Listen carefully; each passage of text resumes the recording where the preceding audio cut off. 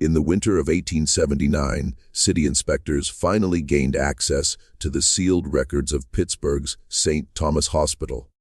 What they discovered would haunt the medical community for decades. Over a span of 23 years, 67 patients had entered the hospital's divine healing ward. Not one ever walked out alive. Every single death certificate bore the same peculiar notation: called by God during sacred treatment. But the true horror wasn't in the deaths themselves. It was in the meticulous documentation found hidden beneath the ward's chapel floorboards. Pages upon pages of detailed observations, measurements, and what appeared to be experimental procedures. All signed by three names: Dr. Charles Anderson, Sister Helen Murphy, and Chaplain Robert Walsh. The city buried the findings immediately. By spring, all three had vanished without a trace. Before we continue with the story of what really happened in that ward, understand this. This channel isn't for everyone. It's only for the bravest souls who dare to uncover the darkest secrets of American history. Few channels dare to tell the stories we tell here, the ones that reveal the horrifying truth behind closed doors. If you've made it this far, you're not like most people. Hit that subscribe button and join our community of true mystery seekers. Tell us in the comments, what state are you listening from? We want to know how far these dark American tales have traveled. The truth about St. Thomas Hospital's divine healing ward would challenge everything people believed about faith, medicine, and human decency in 19th century America. Pittsburgh in 1856 was a city of contradictions. Church bells rang out across neighborhoods, while steel mills belched black smoke into the sky. German immigrants, Irish Catholics, and Protestant Americans lived in an uneasy coexistence. The Industrial Revolution had brought prosperity to some, but for the growing population of factory workers, miners, and their families, life was often short and brutal. Disease ran rampant through the cramped tenements, and medical care was a luxury few could afford. It was in this environment that Dr. Charles Anderson saw an opportunity. A graduate of Jefferson Medical College in Philadelphia, Anderson had returned to his native Pittsburgh with ambitious plans. Unlike other physicians, who served either the wealthy elite or catered to the poor through charity, Anderson envisioned something revolutionary, a hospital that would combine the latest medical knowledge with the healing power of faith. He believed divine intervention could work hand in hand with scientific medicine to achieve miraculous results. Anderson was a man of striking appearance, tall and lean, with penetrating gray eyes and prematurely silver hair that lent him an air of distinguished authority. He spoke with the fervor of a preacher and the precision of a scientist. His vision attracted two key allies who would become his partners in what would later be called the most sophisticated medical deception in Pennsylvania's history. Sister Helen Murphy had arrived in Pittsburgh from County Cork in 1848, part of the wave of Irish immigrants fleeing the potato famine. Unlike many of her countrymen who found work in the mills, Murphy had secured a position at Mercy Hospital, where her natural compassion and quick intelligence made her one of the most trusted nurses in the city. She was a woman of deep faith, but also of practical wisdom. She understood that suffering was a daily reality for Pittsburgh's working class, and she genuinely wanted to help alleviate it. Chaplain Robert Walsh represented the third pillar of Anderson's vision. A Methodist minister who had served congregations from Philadelphia to the Ohio frontier.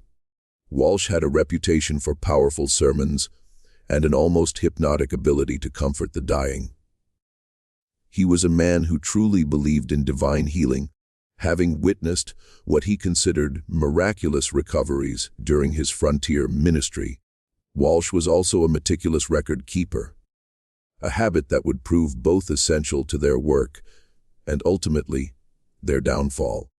The three came together in the winter of 1855 when Anderson presented his proposal to the Pittsburgh Medical Society. St. Thomas Hospital would be different from any institution in America. It would have a standard medical wing for conventional treatments, but its centerpiece would be the Divine Healing Ward, a specialized unit where patients with terminal illnesses would receive blessed medical care, combining prayer, faith, and advanced medical techniques. The proposal was controversial. Orthodox physicians dismissed it as quackery, while many clergy worried about the mixing of sacred and secular healing. But Anderson had done his homework. He had studied the success of similar institutions in Europe, particularly in Germany, where some hospitals had begun experimenting with what they called holistic healing. He presented compelling statistics and testimonials from European colleagues who claimed remarkable success rates. More importantly, Anderson had secured financial backing from several prominent Pittsburgh families who had lost loved ones to diseases that conventional medicine couldn't cure. The Carnegies, who had lost a young daughter to consumption, were particularly generous. The Mellons, devastated by the loss of their eldest son to typhoid fever, saw Anderson's vision as a way to prevent other families from experiencing their grief. By the spring of 1856, St. Thomas Hospital had been built on a wooded hill overlooking the Allegheny River. The main building was constructed of local sandstone, with large windows designed to let in his healing light. The Divine Healing Ward occupied the entire third floor, with its own chapel, dedicated nursing station, and what Anderson called C observation rooms for the most critical cases. The hospital's opening was celebrated throughout the city. Anderson had carefully cultivated relationships with journalists, clergy, and civic leaders. The Does Pittsburgh Gazette ran a series of articles praising the innovative approach to healing. Local ministers, despite their initial skepticism, had been won over by Walsh's eloquent explanations of how prayer and medicine could work together in God's service. But from the very beginning, there were aspects of the Divine Healing Ward that remained hidden from public view. The observation rooms were accessible only to Anderson, Murphy, and Walsh. The ward's medical supplies were ordered separately from the main hospital, and records were kept in a private filing system that no one else was allowed to examine. Most unusually, families of patients in the Divine Healing Ward were required to sign extensive legal documents that granted the hospital complete authority over treatment decisions and prohibited them from visiting during sacred healing periods. These restrictions were explained as necessary for maintaining the spiritual environment required for divine healing. Families were told that worldly concerns and emotional attachments could interfere with God's work. They were assured their loved ones were receiving the most advanced care available, guided by both medical expertise and divine wisdom. The ward's first patient was Margaret O'Brien, a seamstress from the Irish district who had been diagnosed with advanced consumption. She was 34 years old, the mother of 3 young children, and had been given less than a month to live by her previous doctor. Her husband Patrick, a steelworker, had spent his family's savings on medical bills, with no improvement in his wife's condition. When he heard about the Divine Healing Ward, he saw it as Margaret's only hope. Margaret was admitted on June 15, 1856, with great ceremony. Anderson examined her personally, while Walsh led the family in prayer, and Murphy assured them Margaret would receive round-the-clock care.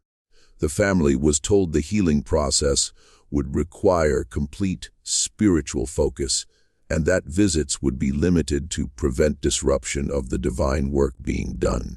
What actually happened to Margaret O'Brien in those first days would not be discovered for over 2 decades. But according to the hidden records, later found beneath the chapel floor, her treatment began immediately upon admission, and it bore no resemblance to anything that could be called vish healing. The morning of June 22nd, 1856, began like any other in the divine healing ward, with prayers at sunrise and the gentle sound of hymns echoing through the corridors. But by evening, something had changed forever on the third floor of St. Thomas Hospital. Margaret O'Brien, admitted with consumption just 1 week earlier, was found dead in her bed during morning rounds. The official cause was listed as respiratory failure due to advanced consumption. Occurred during divine healing prayer, but the circumstances surrounding her death would establish a pattern that repeated 66 more times over the next 23 years. Sister Murphy discovered the body at 6:30 a.m. as she made her usual rounds with morning medications. Margaret lay peacefully in bed, her hands folded as if in prayer, her face bearing what Murphy would later describe to grieving families as divine serenity. There were no signs of struggle, no indication of pain or distress. It was, Murphy told Patrick O'Brien when he arrived that afternoon, exactly what one would expect from a soul called home to God. But what Patrick O'Brien wasn't told was that Margaret had been moved to one of the observation rooms 3 days earlier. These rooms, located at the far end of the ward, were accessible only through a corridor that required a special key, held by Anderson, Murphy, and Walsh. The rooms were soundproofed, supposedly to provide absolute quiet for prayer and meditation. They contained not just beds, but also what Anderson called a therapeutic apparatus, devices that he claimed could measure the spiritual energy of healing prayer. The hidden records would later reveal Margaret's treatment in the observation room had been unlike anything practiced in conventional medicine. Detailed measurements of her pulse, temperature, and breathing patterns were taken every 2 hours. She was given experimental medications Anderson had acquired through correspondence with European physicians. Most disturbing of all, the records contained precise observations of how her body responded to different substances, including several known to be toxic in large doses. The entry for June 21, 1856, written in Anderson's meticulous handwriting, read Ness, subject M.O., showing expected respiratory depression following administration of preparation number 7. Pulse weak but regular. Notable absence of pain response. Recommend continued observation through night cycle, RW, to maintain vigil and document any changes. When Patrick O'Brien arrived the next afternoon, he found his wife laid out in the ward's main room, dressed in a clean white gown and surrounded by flowers. Anderson met him with solemn dignity, explaining Margaret had passed peacefully in her sleep after a night of particularly intense prayer. Walsh stood beside him, offering scriptural comfort about the divine plan and the blessed nature of those called home during's sacred healing. The family was told Margaret's body had been prepared for burial according to the hospital's spiritual protocols, bathed in blessed water and dressed in garments prayed over by the hospital's clergy. This preparation, they were told, was part of the hospital's commitment to honoring the divine nature of the healing process, even when God chose to call a soul home rather than restore it to earthly health. What the family didn't know was that Margaret's body had been the subject of an extensive post-mortem examination in the hospital's basement. The records described in clinical detail the effects of the experimental medications on her organs, the progression of her disease, and the exact mechanism of her death. These findings were carefully documented and added to what Anderson called his research files. The funeral was held at St. Patrick's Church, with Walsh delivering a moving eulogy about Margaret's faith and the mysterious ways of divine healing. The community mourned the loss of a young mother, but they also celebrated what they saw as the hospital's compassionate attempt to provide hope where conventional medicine had failed. Donations poured in from families touched by the hospital's mission, and several other terminal patients requested admission to the Divine Healing Ward. But not everyone was convinced by the official story. Dr. James Mitchell, a Scottish physician practicing in Pittsburgh for 15 years, had known Margaret O'Brien through his work at the Free Clinic in the Irish district. He had examined her just 2 weeks before her admission to St. Thomas Hospital and had been surprised by her relatively stable condition. While her consumption was indeed advanced, Mitchell had expected her to live several more months, possibly longer with proper care. Mitchell's concerns deepened when he attempted to review Margaret's medical records. Anderson politely but firmly refused to share the files, explaining the records of the Divine Healing Ward were confidential due to their spiritual nature.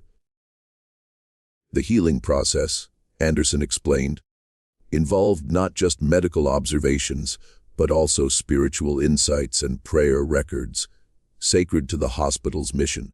The confrontation between Mitchell and Anderson took place in the hospital's main office on July 3, 1856. Mitchell, a man known for his directness, demanded to know what treatments Margaret had received and why her condition had deteriorated so rapidly. Anderson, maintaining his calm demeanor, explained divine healing worked differently from conventional medicine. Sometimes, he said, God chooses to call a soul home as part of a larger plan that mortal minds can't comprehend. She was my patient for over a year, Mitchell argued, his Scottish accent thick with emotion. I know her condition, and I know what consumption looks like in its final stages. Something about this death doesn't align with the natural progression of her disease. Anderson's response was measured but firm. Derm. Mitchell, I understand your concern. But you must remember, we are dealing with forces beyond conventional medical understanding. The Divine Healing Ward operates according to principles that combine medical science with spiritual intervention. The results cannot always be explained by purely secular medicine. Sister Murphy, present for the conversation, added her own observations. I was with Margaret in her final hours, she said softly. She was at peace, Doctor. She spoke of visions of her mother calling her home. It was beautiful in its way. Sometimes the most merciful healing is the one that ends suffering by bringing a soul to eternal rest. Mitchell left the hospital that day with more questions than answers. He spoke privately with several other physicians in the city, but none were willing to challenge Anderson's methods publicly. The Divine Healing Ward was popular with the community, and Anderson's reputation as an innovative physician was well established. More importantly, the hospital was providing a service no other institution offered: hope for families facing terminal illness. The second death occurred just 6 weeks later. Thomas Brennan, a coal miner admitted with what appeared to be advanced lung disease, was found dead in his bed after 12 days in the Divine Healing Ward. Like Margaret O'Brien, he had spent his final days in an observation room receiving what Anderson called intensive spiritual therapy. The pattern was becoming established, though no one outside the inner circle recognized it yet. Patients would be admitted with great hope and ceremony. They would receive initial treatment in the main ward, with families allowed brief visits. Then, as their condition allegedly worsened, they would be moved to the observation rooms for more intensive care. Within days, they would be found dead, always peacefully, always with the same expression of Ezra's divine serenity. The hidden records showed a different story. Each patient had been subjected to experimental treatments, their responses carefully documented their bodies examined after death. Anderson, Murphy, and Walsh were building a comprehensive database of human responses to various substances and procedures, all under the guise of divine healing.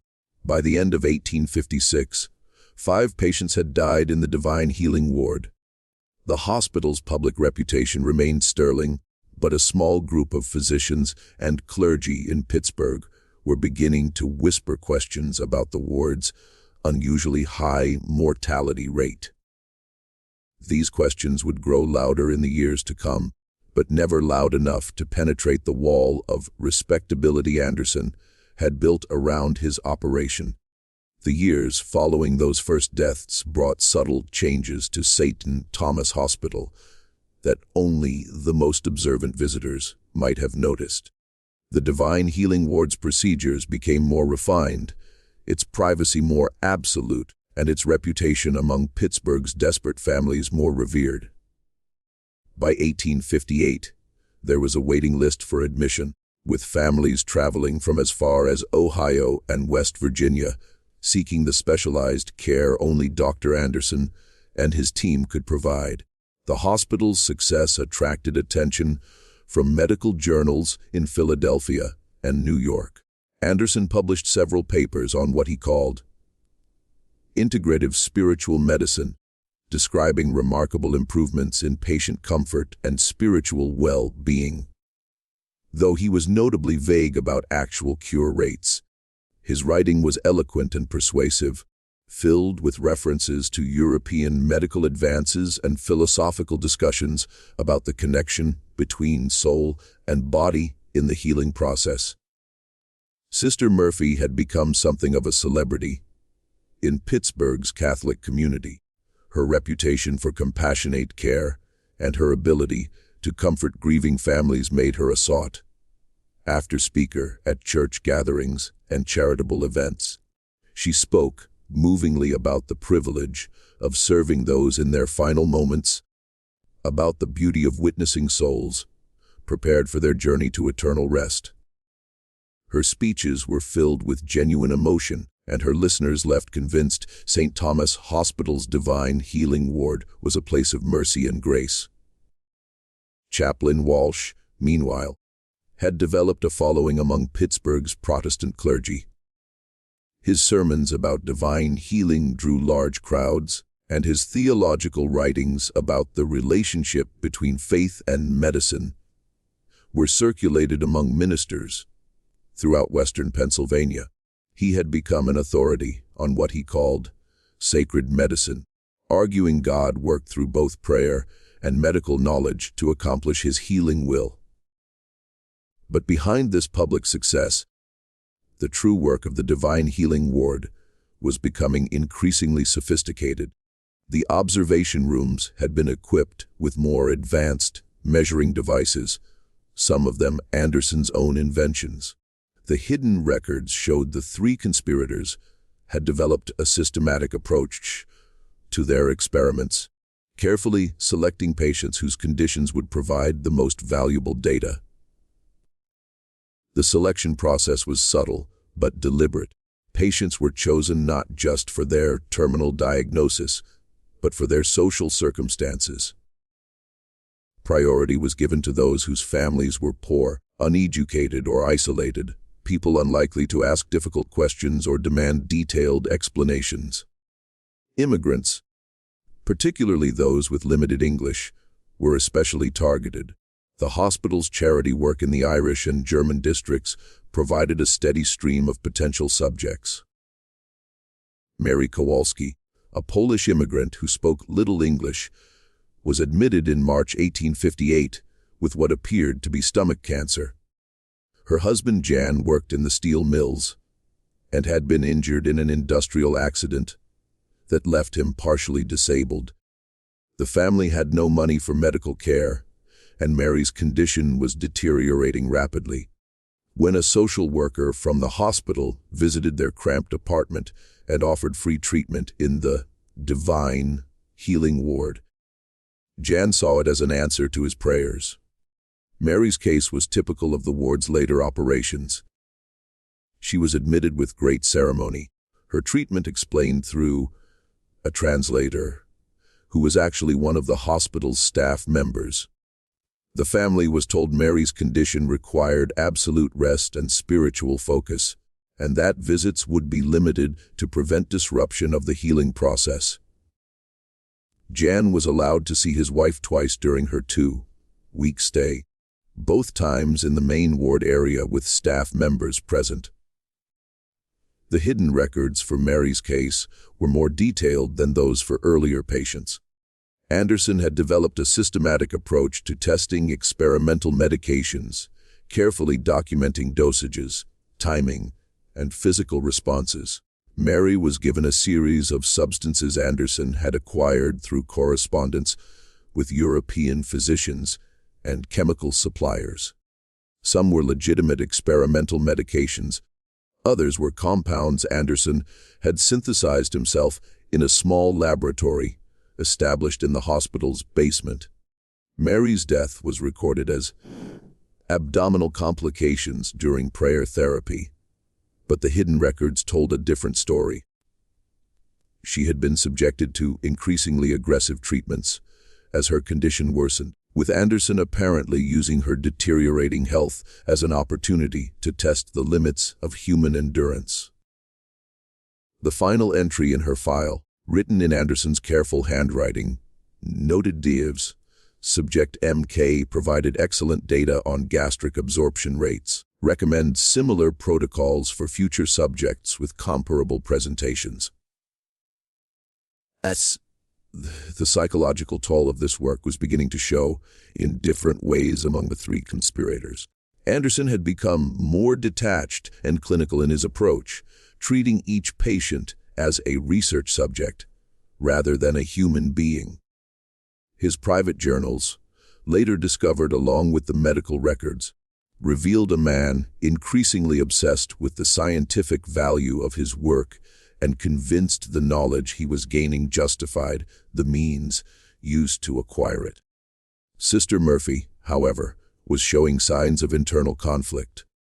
Her public persona remained compassionate and caring, but those who knew her well noticed changes in her behavior. She had become more withdrawn, spending long hours in private prayer, and her formerly warm demeanor had acquired an edge of brittle intensity. The hidden records showed she was taking increasingly detailed notes about patients' emotional states and their responses to what she called spiritual comfort techniques. Walsh was perhaps the most disturbing of the three in his adaptation to their work. His faith appeared to have evolved into something darker and more complex. His private writings, found among the papers beneath the chapel floor, revealed a man who had convinced himself their work was actually a form of divine service.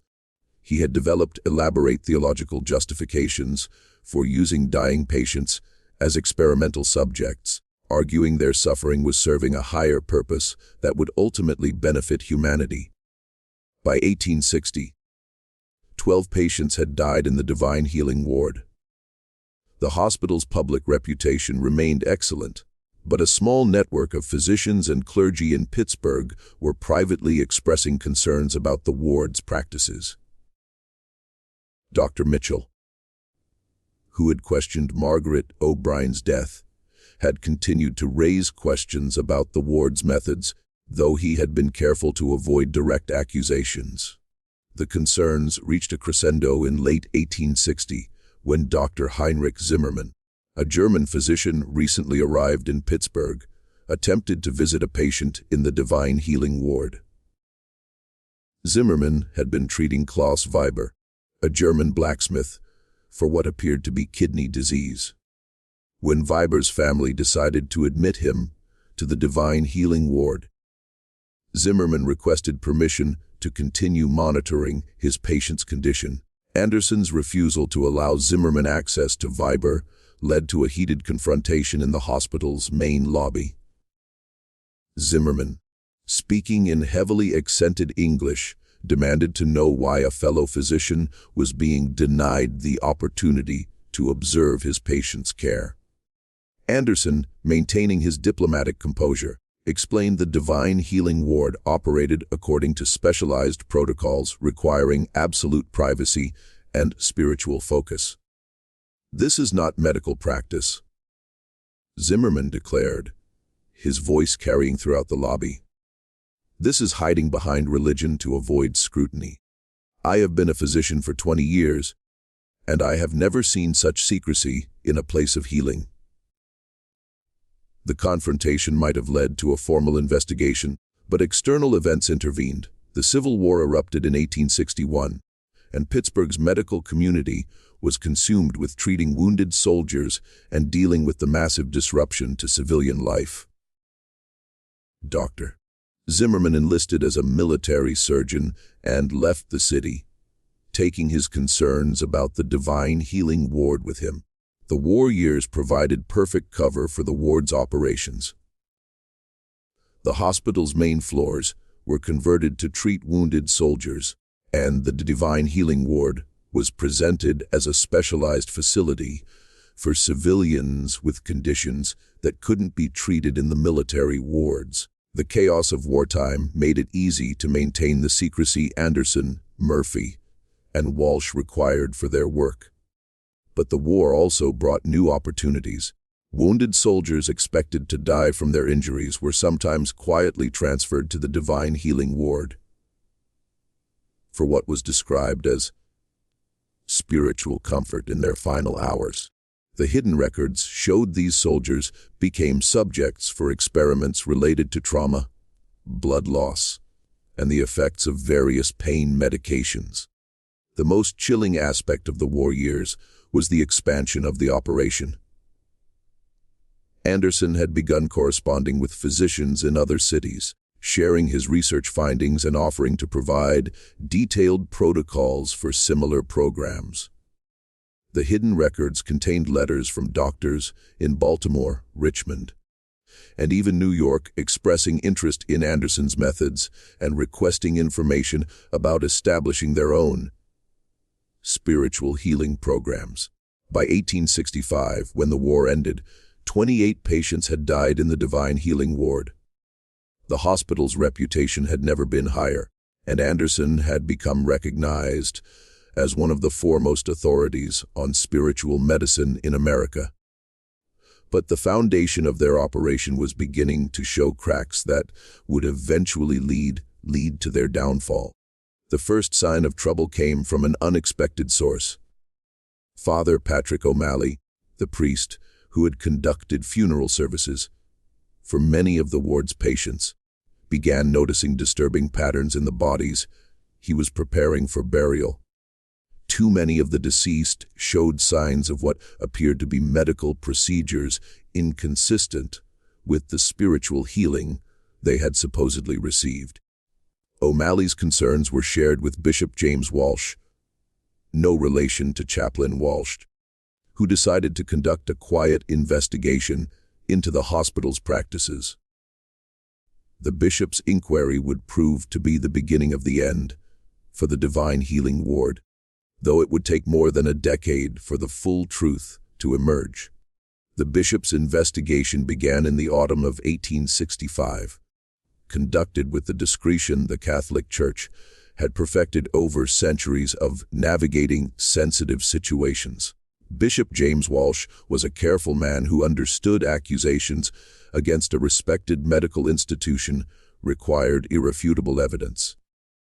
He assigned Father O'Malley to document his observations more systematically while also reaching out to other clergy who had conducted funeral services for patients from the divine healing ward. What they discovered was a pattern of physical evidence contradicting the hospital's claims about spiritual healing. Too many bodies showed signs of needle marks, surgical incisions, and other medical interventions inconsistent with prayer-based treatment. Most disturbing were cases where patients had apparently died from causes unrelated to their original illnesses, deaths suggesting experimentation rather than natural progression of disease.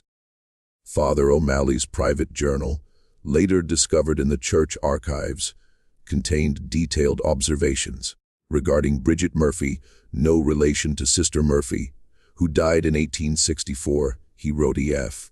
Showed evidence of multiple puncture wounds on arms and torso. When I asked Sister Murphy about these marks, she explained they were from spiritual therapy, needles used to channel healing energy, but the pattern and depth of these wounds suggested something far more invasive than any spiritual practice I have witnessed. The investigation expanded in 1866, when Dr. Samuel Clark, a young physician recently completing his studies at Harvard Medical School, joined the staff at St. Thomas Hospital. Clark was assigned to work in the general medical wards, but his proximity to the divine healing ward gave him opportunities to observe the operation outsiders never had. Clark was immediately struck by the unusual protocols surrounding the ward. Medical supplies were ordered separately. Patient records were kept in a locked filing system, and nursing staff who worked in the ward were forbidden from discussing their duties with other hospital personnel. Most suspicious was the fact the ward's mortality rate was exactly 100%. Every patient admitted died, despite the hospital's claims about miraculous healing. Clark's medical training had taught him to think scientifically about disease and treatment. He began keeping private records of observations about the divine healing ward, noting patterns in patient admissions, duration of stays, and circumstances of death. His notes, written in a coded system developed during his medical studies, would later provide crucial evidence about the ward's operations. The breakthrough came in early 1867 when Clark managed to gain access to an observation room during a night shift.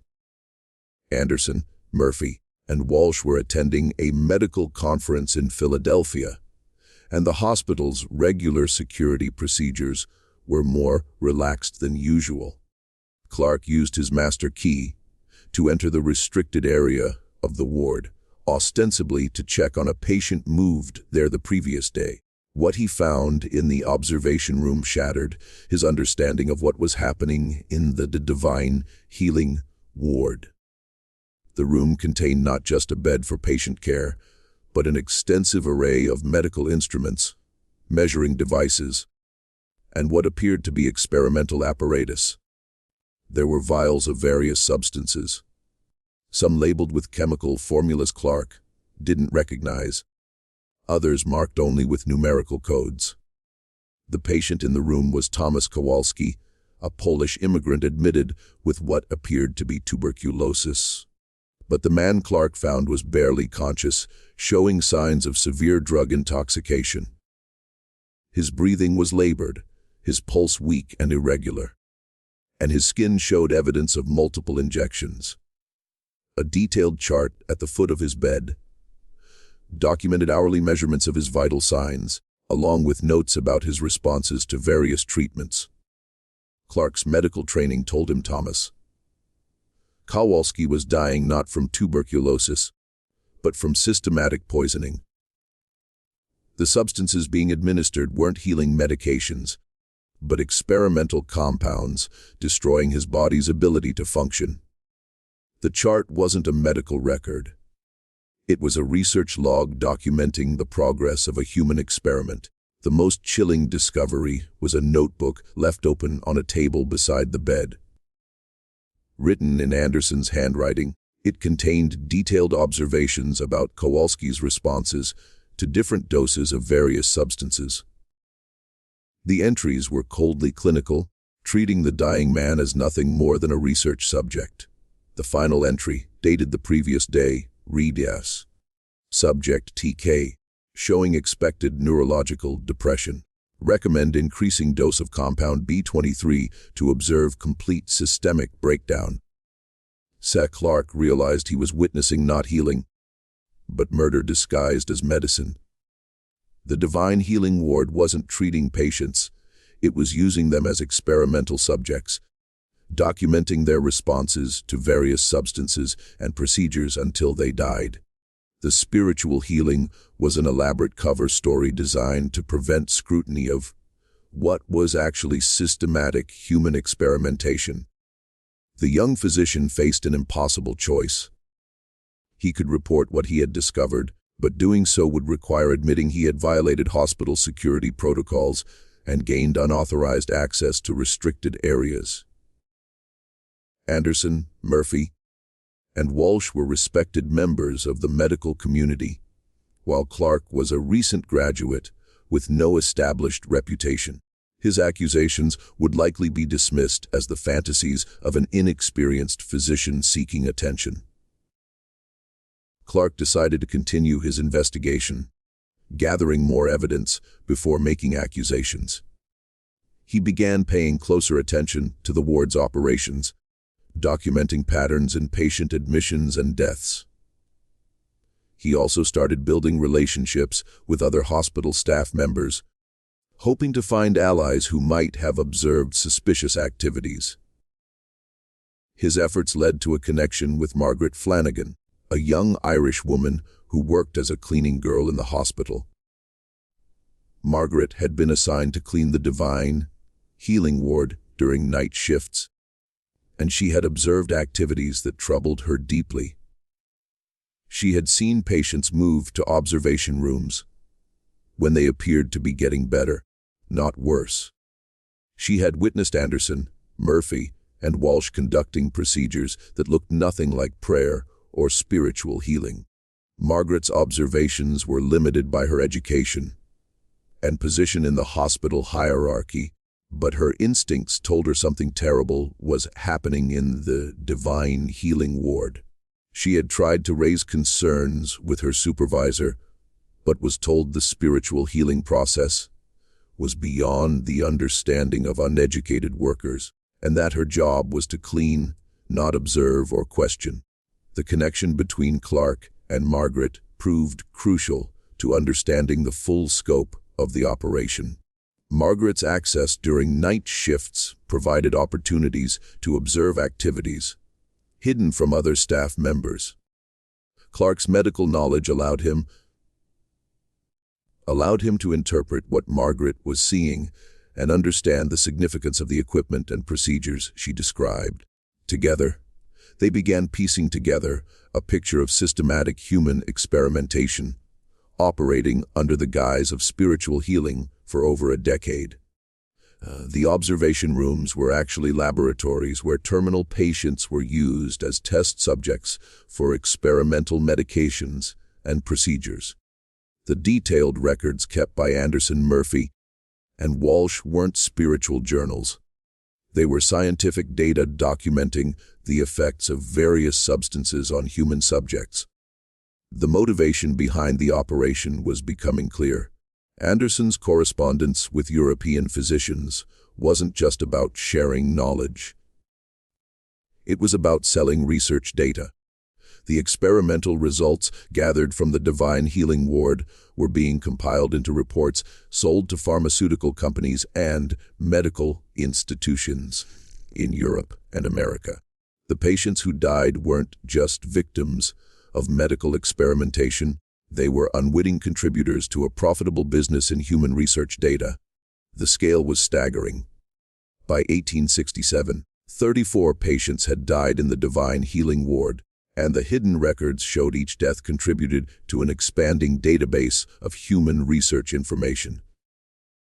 Anderson, Murphy, and Walsh had developed standardized protocols for testing different substances and procedures, turning the ward into what amounted to a human laboratory. But the investigation Clark and Margaret were conducting wasn't the only threat to the operation. The Catholic Church's inquiry, led by Bishop Walsh and Father O'Malley, was also gathering evidence about the ward's practices.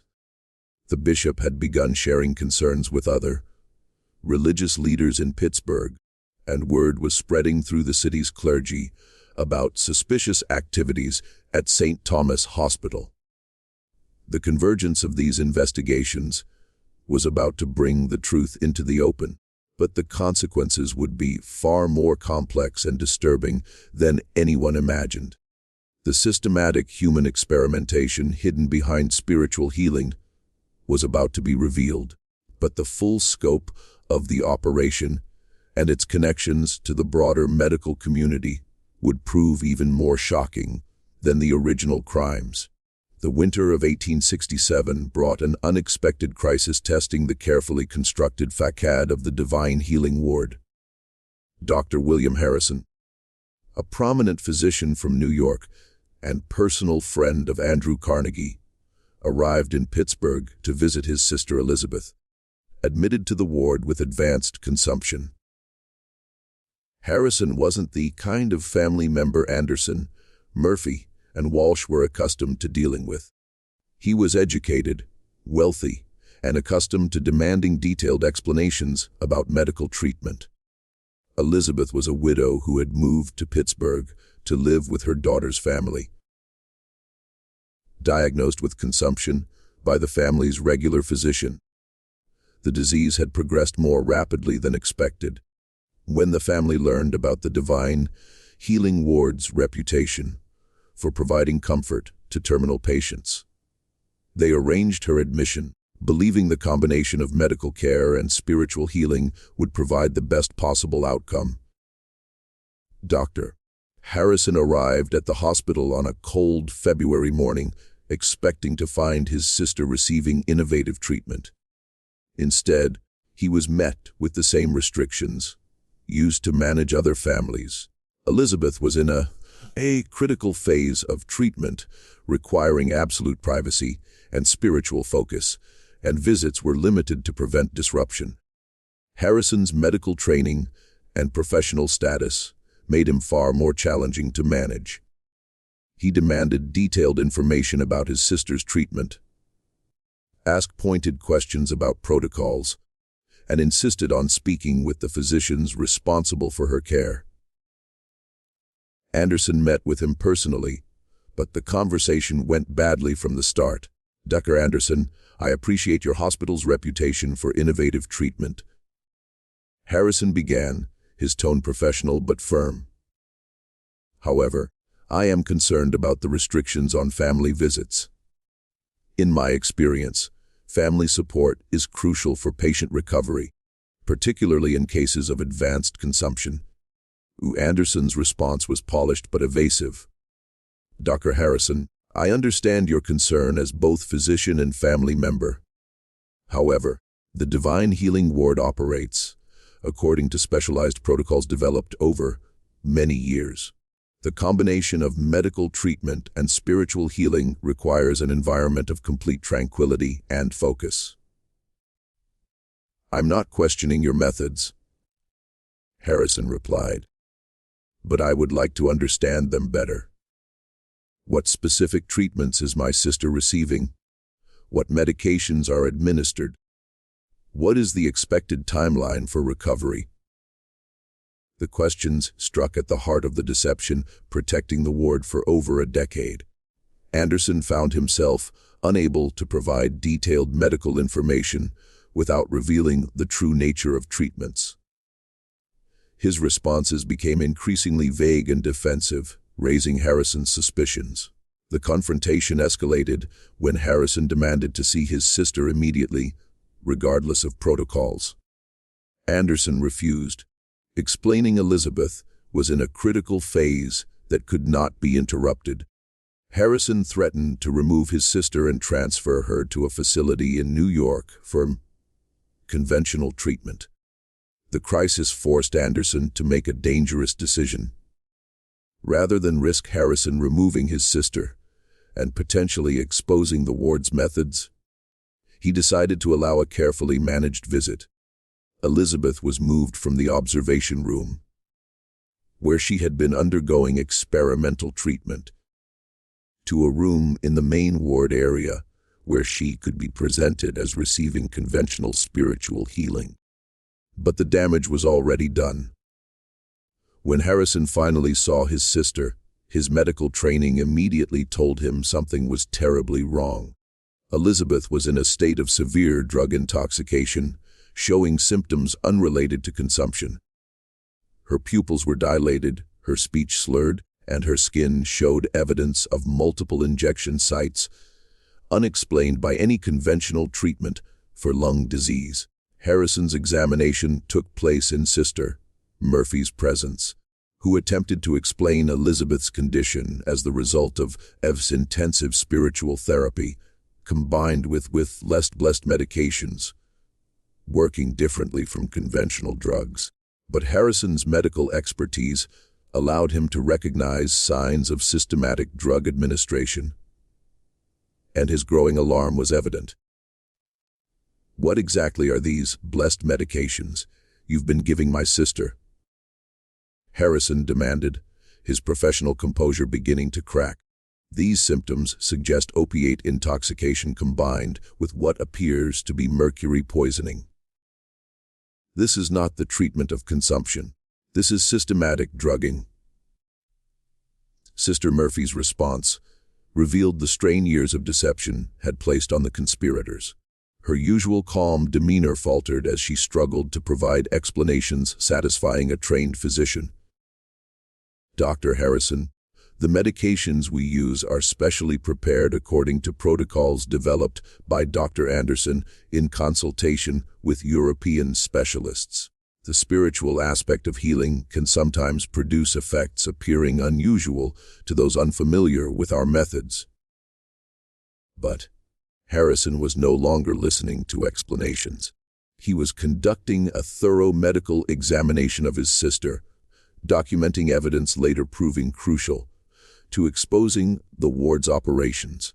Elizabeth's condition was consistent with someone subjected to experimental drug administration over an extended period. Injection sites on her arms and torso followed patterns, suggesting systematic testing of different substances at different dosages. Most damning was Elizabeth's mental state. During brief moments of clarity between drug-induced stupors, she spoke of treatments bearing no resemblance to spiritual healing. She described being taken to a special room where doctors administered injections, making her feel strange and disconnected. She spoke of being asked how medications made her feel and having her responses carefully written down in notebooks. Harrison realized his sister had been a victim of human experimentation disguised as medical treatment. The Divine Healing Ward wasn't providing spiritual healing. It was using terminal patients as test subjects for experimental drugs and procedures. The high mortality rate wasn't divine while calling souls home. It was the inevitable outcome of systematic poisoning. The confrontation that followed would later be described by hospital staff as the most intense conflict in St. Thomas Hospital's history. Harrison demanded immediate access to his sister's medical records, threatened to involve police, and vowed to expose the ward's practices to the medical community. Anderson, realizing the operation was in immediate danger of exposure, made a decision proving to be his fatal mistake. Instead of allowing Harrison to remove his sister and potentially expose the operation, Anderson decided to silence the threat permanently. Elizabeth Harrison died that night, officially from respiratory failure due to advanced consumption. But hidden records later revealed she had been given a massive dose of a substance Anderson had been testing for its effects on the respiratory system. Harrison's grief was compounded by certainty his sister had been murdered. He demanded an autopsy, but Anderson's influence with the city's medical examiner ensured the request was denied. The official cause stood, and Elizabeth was buried in Pittsburgh's Allegheny Cemetery with a funeral service praising the hospital's compassionate attempt to provide comfort in her final hours. But Harrison didn't accept the official explanation. He began his own investigation into the Divine Healing Ward, using connections in the medical community to gather information about the hospital's practices. His inquiries reached Dr. Clark, conducting his own secret investigation, and the two physicians began sharing concerns. The alliance between Harrison and Clark proved the beginning of the end for Anderson, Murphy, and Walsh. Harrison's medical expertise and professional connections provided credibility for Clark's observations, while Clark's position within the hospital gave him access to information Harrison couldn't obtain as an outsider. Together, they began building a case, eventually exposing the full scope of the operation. Meanwhile, the Catholic Church's investigation intensified. Bishop Walsh shared concerns with the Archbishop of Philadelphia, who began his own inquiry.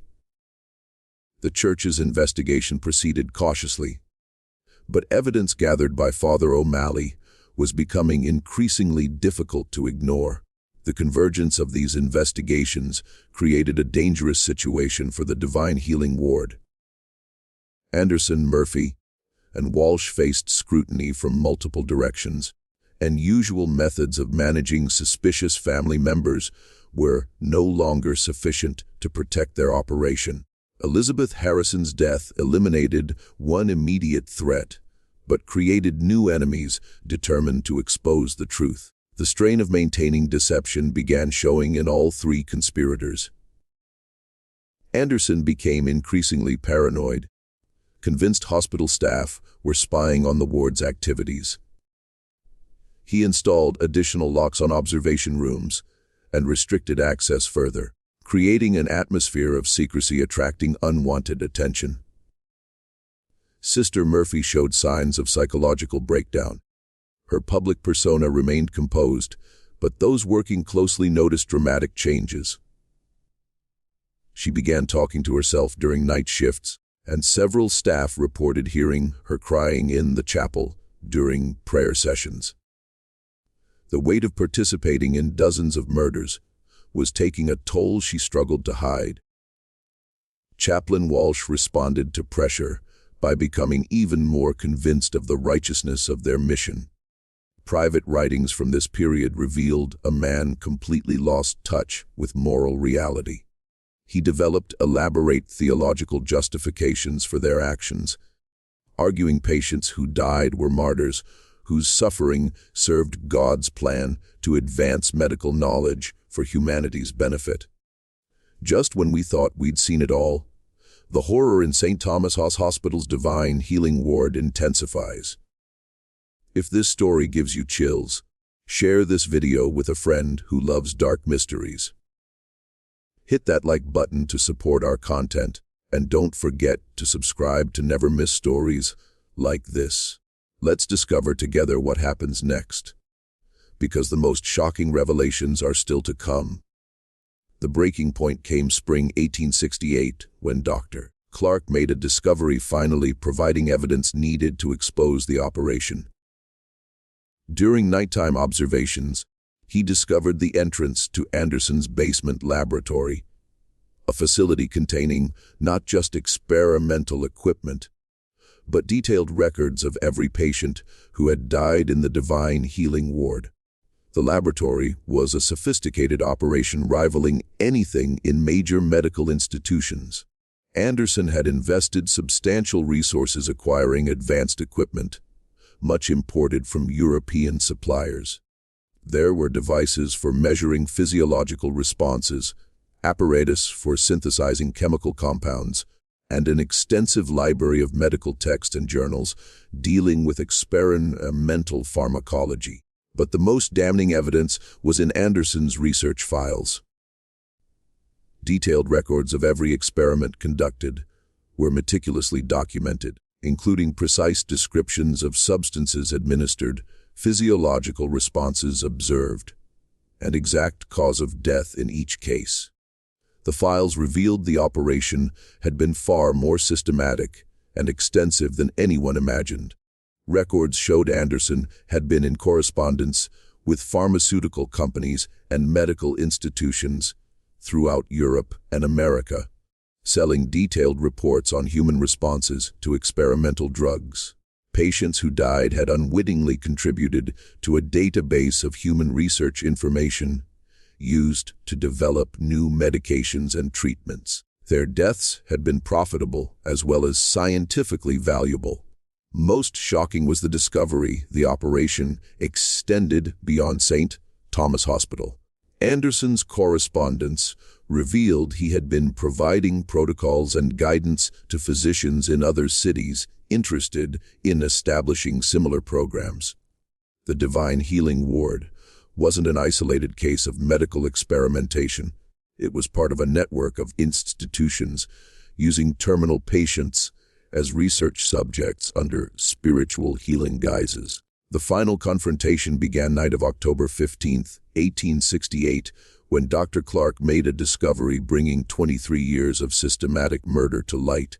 While conducting surveillance, he witnessed Anderson, Murphy, and Walsh moving what appeared to be a large wooden crate from the basement laboratory to a waiting carriage outside the hospital's rear entrance. The crate was heavy enough to require all three to carry it, handled with careful precision. Clark followed the carriage through Pittsburgh's darkened streets, maintaining distance to avoid detection. It traveled through the industrial district, past steel mills, and factories belching smoke into the night sky, finally stopping at a warehouse near the Ohio River. What Clark witnessed there would haunt him the rest of his life. Inside the warehouse, Anderson's operation revealed its true scope. The building contained not just storage space, but a sophisticated laboratory dwarfing the facility beneath the hospital. There were dozens of specimen jars containing what appeared to be human organs, extensive chemical apparatus, and filing cabinets filled with research documents. Most horrifying were the bodies, dozens of them, preserved in various states for ongoing anatomical study. Clark realized patients who died hadn't simply been murdered for experimental purposes. Their bodies had been systematically harvested for organs and tissue samples sold to medical institutions throughout the country. The operation wasn't just about testing experimental drugs. It was a comprehensive human research program treating patients as raw material for scientific study. The confrontation began when Clark attempted to leave and accidentally knocked over a chemical apparatus. The sound alerted Anderson, Murphy, and Walsh to his presence, finding him attempting escape through a rear door. The three conspirators realized their operation had been discovered by someone understanding exactly what he was seeing. "Dr. Clark," Anderson said, voice carrying the same calm authority, convincing hundreds of families to entrust loved ones to his care. "I'm surprised to find you here. This is a private research facility, not open to unauthorized visitors." Clark's response revealed the full extent of his investigation. "I know what you've been doing, Anderson. I've seen the laboratory beneath the hospital. I've read the research files, and I know about the patients you've murdered. This operation ends tonight." The conversation that followed was recorded in Clark's private journal, written immediately after events at the warehouse. Anderson made no attempt to deny accusations, instead launching into a passionate defense of their work, revealing twisted logic justifying 23 years of systematic murder. "You don't understand the significance of what we've accomplished here," Anderson argued. "The knowledge we've gained has advanced medical science by decades. Medications and treatments developed from our data will save thousands of lives. These patients were dying anyway. We simply ensured their deaths served a greater purpose." Sister Murphy's response was even more chilling. "Those people came seeking spiritual healing, and they found it. We provided the ultimate healing, release from earthly suffering, and the privilege of contributing to God's plan for advancing human knowledge. Their sacrifice was beautiful in its way." Chaplain Walsh offered the most disturbing justification. "The divine plan works through human instruments, Dr. Clark. We were chosen to conduct this sacred work, to gather knowledge God intends humanity to possess. Every patient who died was a willing participant in a holy mission transcending earthly understanding." The Clark realized He was dealing with three people completely lost touch with moral reality. Years of justifying murder as medical research and spiritual service created a psychological framework, allowing them to view victims as willing participants in a noble cause.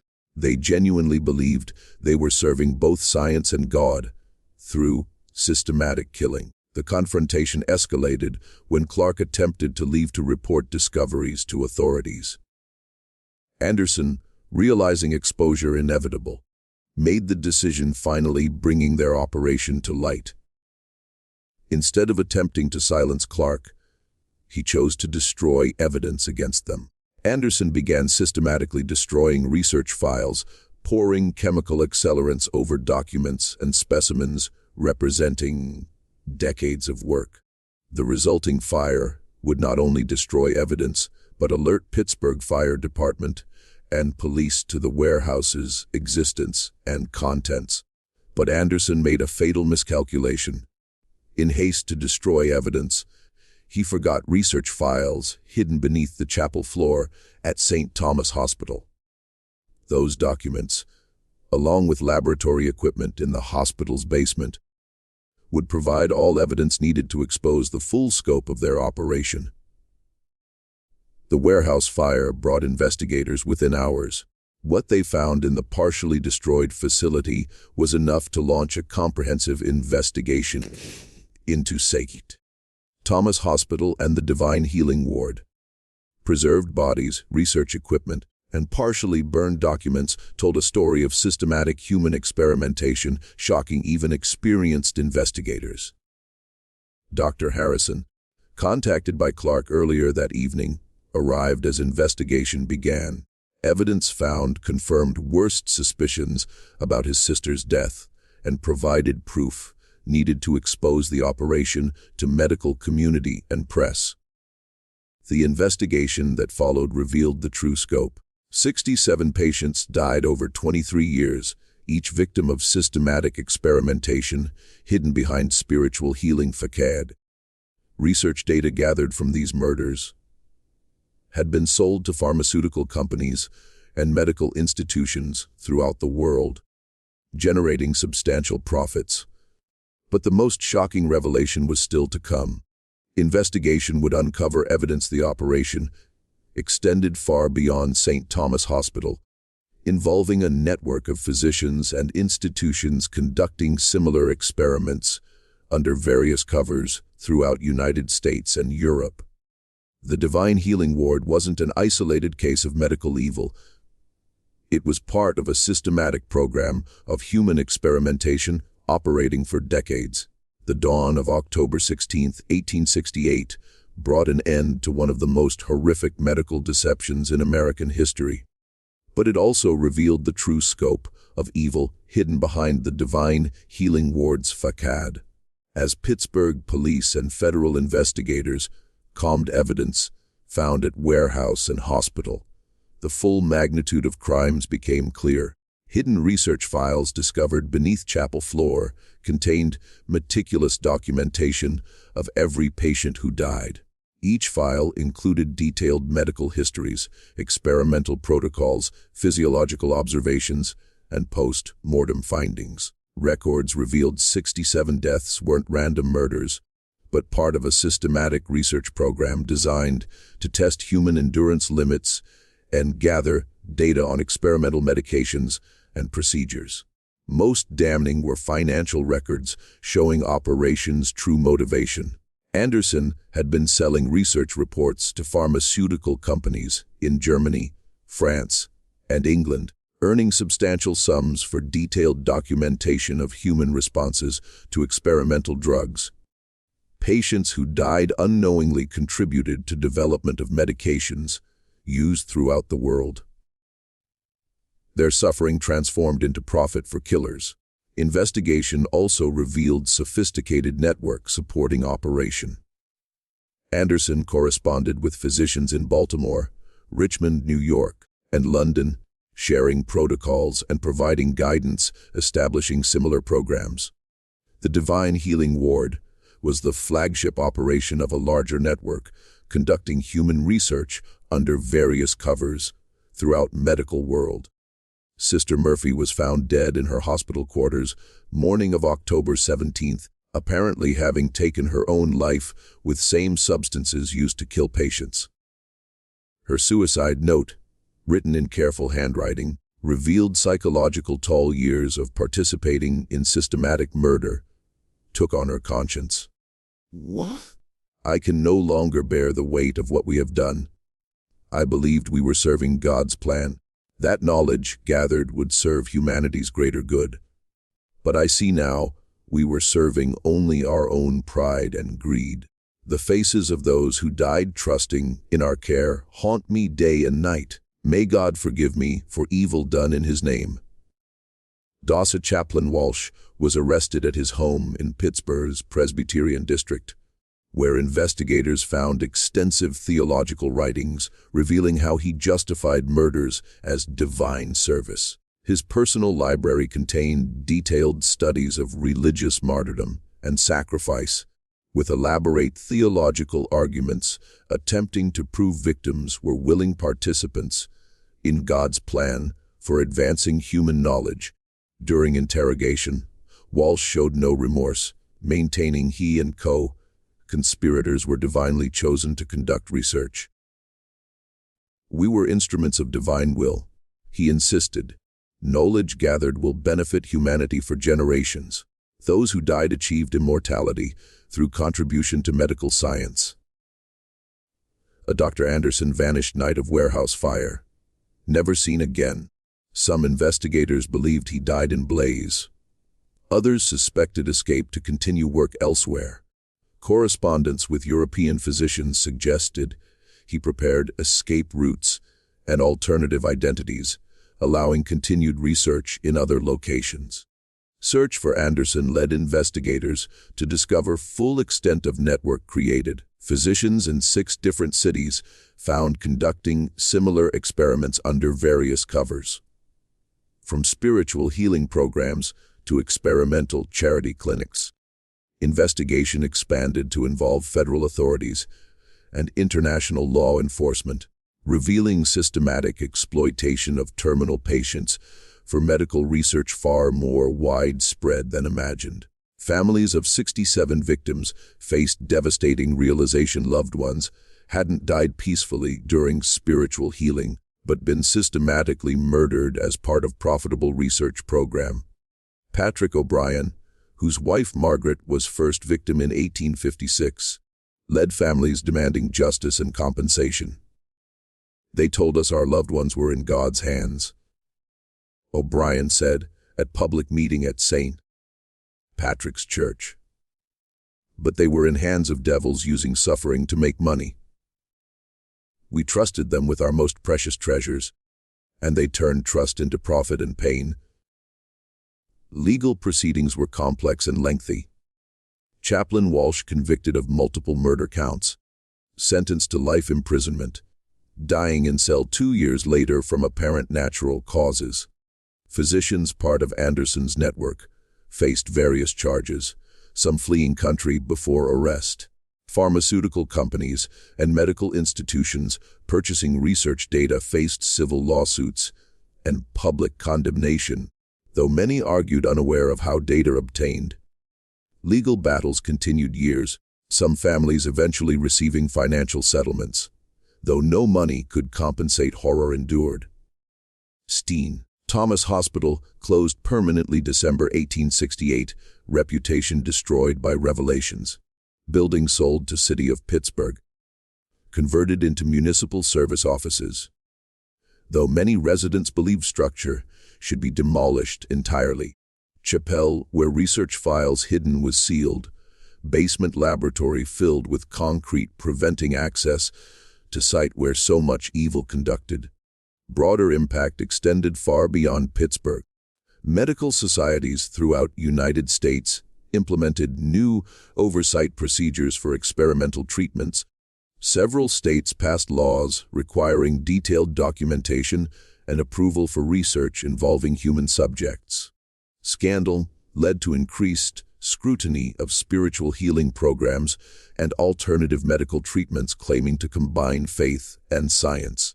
Catholic Church's investigation, led by Bishop Walsh and Father O'Malley, resulted in new guidelines for clergy involvement in medical treatment. Church issued formal statement condemning use of religious faith as cover for medical experimentation, establishing procedures investigating suspicious deaths during spiritual healing. Dr. Clark left Pittsburgh, established practice in Boston, becoming leading advocate for medical ethics and patient rights. Writings about scandal published in medical journals worldwide, helping establish ethical frameworks guiding medical research today. Margaret Flanagan, cleaning girl whose observations helped Clark gather evidence, offered nursing position at Boston's Massachusetts General Hospital, completing training and becoming respected advocate for patient safety. Testimony about activities witnessed crucial to prosecution's case against Chaplain Walsh. This mystery shows horrifying potential for evil when trust is betrayed and suffering exploited for profit. The Divine Healing Ward scandal revealed how easily respected institutions hide systematic cruelty behind facades of compassion and service. It reminds us vigilance and skepticism are necessary safeguards against those exploiting vulnerable for gain. Families losing loved ones never fully recovered from betrayal experienced. They entrusted most precious treasures to people believed dedicated to healing and spiritual service, only to discover loved ones systematically murdered for profit. Psychological trauma of revelation was in many ways worse than original grief of losing family member to terminal illness. Yet scandal also demonstrated power of persistence and courage exposing evil. Dr. Clark's willingness to risk career investigating suspicious activities. Father O'Malley's determination documenting evidence despite institutional pressure. Dr. Harrison's refusal accepting official explanations. All contributed to bringing truth to light. Their efforts ensured 67 victims didn't die in vain, deaths ultimately leading to reforms protecting countless other patients from similar exploitation. The empty building once housing St. Thomas Hospital still stands on hill overlooking Allegheny River, though renovated extensively, now serving as Pittsburgh's municipal archives. Visitors often report inexplicable sense of unease in areas once housing Divine Healing Ward. Though third floor, completely rebuilt bearing no resemblance to original configuration. Cemetery, where many victims buried became place of pilgrimage for those interested in history of medical ethics and patient rights. Memorial erected 1895 bears names of all 67 victims, with inscription F, in memory of those who suffered in trust and in commitment to ensuring such betrayal never occurs again. What do you think of this story? Do you believe everything was revealed? Or could more secrets still be hidden? Evidence suggests Dr. Anderson's network extended far beyond what investigators uncovered. Some historians believe similar operations continued in other locations years after Pittsburgh's scandal exposed. Leave your comment below with thoughts about this chilling tale. If you enjoyed this dark mystery and want more horror stories like this, subscribe, hit the notification bell, and share with someone who loves mysteries as much as you do. See you in next video exploring another forgotten secret from America's past.